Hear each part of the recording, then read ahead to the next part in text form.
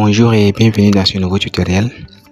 Cet après-midi, nous allons continuer toujours la suite de notre découverte de la virtualisation des réseaux et plus particulièrement le mode d'accès réseau. Et cette fois, nous allons nous basculer sur le mode d'accès. Nous avons déjà vu le mode d'accès NAT, réseau NAT, Bridge. Et cette fois, on va voir le mode d'accès réseau privé, soit le mode Network Only Adaptateur. Donc, dans ce mode Network Only Adaptateur, nous allons donc venir ici. D'abord, il va falloir qu'on explique un peu le mode de fonctionnement. Dans le réseau privé, on isole carrément les machines virtuelles intégrées dans la machine physique, de telle sorte que les machines virtuelles ne vont communiquer qu'avec la machine physique. Ils n'auront pas accès au LAN et ils n'auront pas non plus accès à l'Internet. Pour ce faire, nous allons donc venir ici. À la pratique, nous allons venir au niveau de machine, d'accord, setting.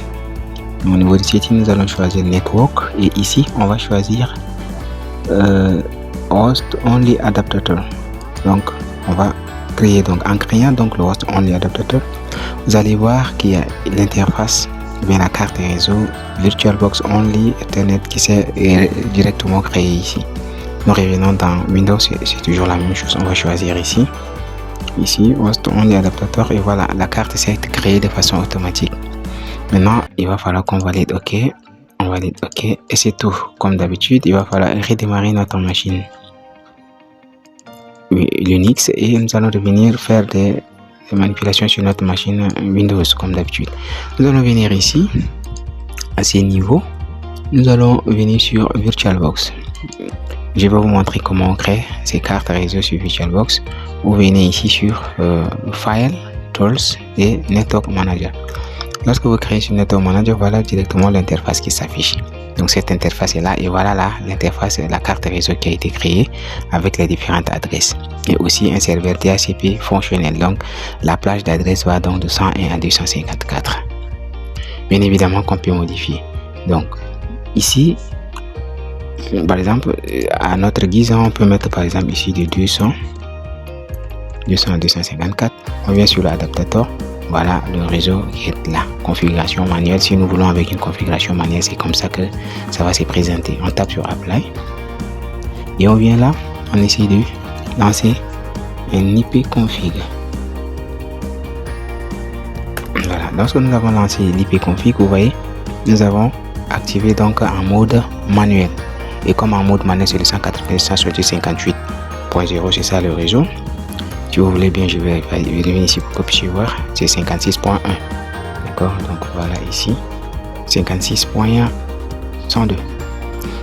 Bien, nous allons revenir là. Créer une autre interface. Donc pour créer notre interface, il va falloir qu'on clique sur Create ici. Un client sur Create. On va patienter le temps que ça puisse se créer. Et voilà. Donc entre temps, nous allons venir là. Voilà, donc on va consulter l'adresse de notre machine physique. IP config. IP config. En tapant le IP config, on a ici carte Ethernet qui est là, 192 qui est là, mais on n'arrive pas à avoir le même réseau. Vous voyez, donc à partir d'ici, comme je l'avais dit, on peut joindre automatiquement. Voilà, c'est ça qui est là. On peut joindre notre réseau. Tandis que à partir de notre machine virtuelle, on ne peut pas avoir accès à Internet. Vous êtes tous d'accord avec moi que j'ai accès à Internet ici. Mais là, si j'essaie de pinguer, par exemple, je lance un ping sur 1.1.1.1 qui est donc une adresse Internet.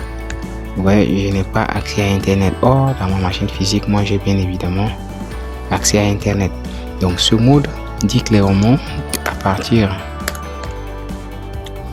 d'une machine virtuelle configurée dans l'interface host only adaptateur, on ne peut y avoir accès à Internet, mais on peut communiquer du moins avec la machine virtuelle et la machine physique peut aussi communiquer avec la machine virtuelle. Donc on va lancer donc un ping sur 192.168.56.102.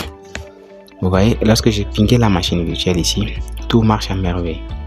D'accord, tout marche à merveille. Et ici, à partir de là, on prend de nouveau. Ici, on cherche donc notre adresse.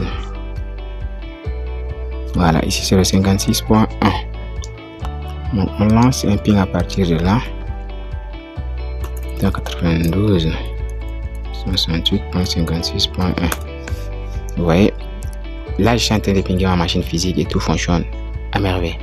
Ça veut dire tout simplement que la machine virtuelle créée grâce donc à l'interface Network Only Adaptator peut communiquer avec la machine physique, mais ne peut pas communiquer avec les machines du réseau dans lequel se trouve cette machine physique, et ne peut non plus fonctionner avec l'internet.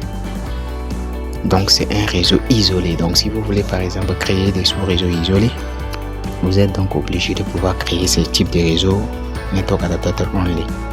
Ça vous permet donc d'être seul dans votre réseau, de communiquer tout simplement avec la machine physique.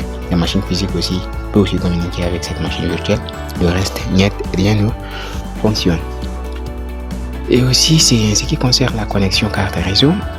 Une carte réseau interfaçage se crée donc entre la machine virtuelle et la machine physique. Mais il n'y a pas une connexion entre la carte réseau virtuel créée et notre carte réseau physique de la machine physique. Donc il y a une coupure. La connexion reste seulement entre la machine physique et la machine virtuelle. J'espère que ce petit bout de tuto vous a plu. On se prépare donc très prochainement.